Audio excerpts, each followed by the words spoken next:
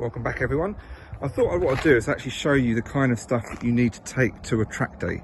This is a UK track day, and this is what I do, so you can get away with a bit less, but this is specifically for if you've got kind of taking a bike but you're not riding into it. So this is my Suzuki GSX-R 1000. It's a 2004, so it's got a different kind of road kit on it. It's got fiberglass tank protector on it and other bits and pieces. There's an actual video on a setup of this separately, but for me, other things just to be aware of. So I've got a lap timer here on the front. I've also got my what they call, it's not a GoPro because that never works. This is a DJI camera, which is new for today.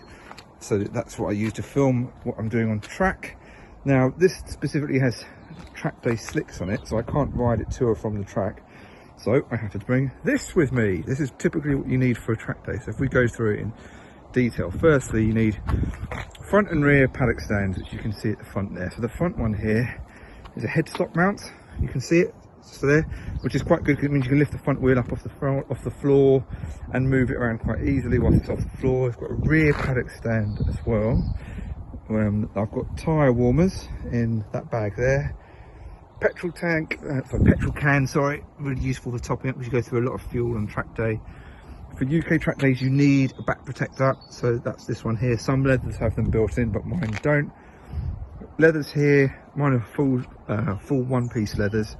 You can have zip together leathers, but you can't have separate, if that makes sense. A toolbox with the essentials in there, so if I can do any wheel changes. So I've got nuts, bolts, torque wrench in there, set of gloves that go over the wrist. A chair, really important, something to sit on. You do a lot of kind of waiting around on track days. And a fuel can. Obviously what is missing there is a helmet.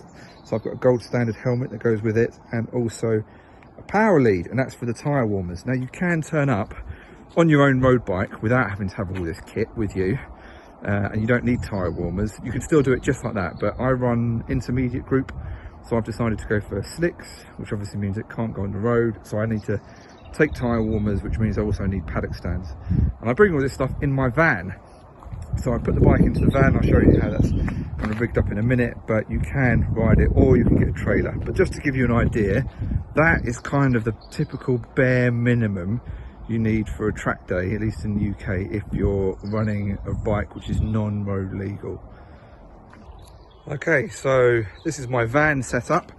So I've got Mercedes Vito. I've got a nice, massive, great big loading ramp. So you can get these like quite cheap ones for about 60 quid on eBay, which are only just a bit wider than the tyre of the bike. But the trouble is, there's such a nightmare trying to get the bike on and off without it falling off the ramp. If you've got a nice, massive one like this, I just put my foot next to it for scale, you've got lots of room, and it means you can load the bike without having to worry about it falling off the ramp. Inside the actual van itself, I've got a wheel chock which is up at the front there, which I just roll the bike up to and just get it nicely into there. I've also got mounting points at various points within the van itself just to tie the bike down. It's quite nice.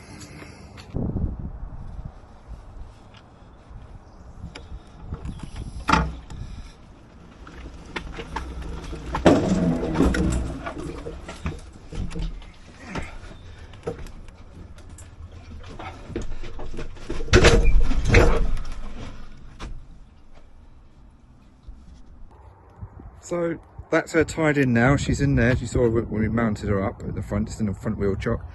I've got two straps down. I'm going to put a couple more down at the front over around the handlebars as backups, but it's quite simple. It's literally just a strap. I go through the rear subframe just there, down and down to the mount at the bottom there, just making sure that she's nice and firm on both sides and kind of pulled down and forwards is the trick there. So there's one on the other side.